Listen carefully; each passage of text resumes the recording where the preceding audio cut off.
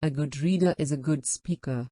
Let's enhance reading skills in children through story reading. Thanks for your like. Subscribe to stay connected. One day, a horse and an ass were traveling together. On their way, the donkey was carrying his usual heavy load, while the horse had only 2 lightweight sacks tied to the saddle.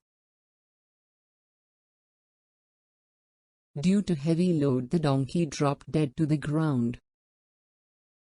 The donkey's master, who had lingered to pick mushrooms, ran up when he saw the animal fall. Then he turned to horse. "You'll have to carry your companion's load too now." And he hoisted the donkey's sack onto the horse's back.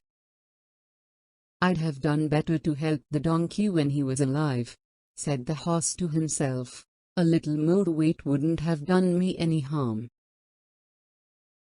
Now, I'm frightened of collapsing myself under a double load." But feeling sorry too late did nothing to lighten his load. Moral: helping others is always helpful to you.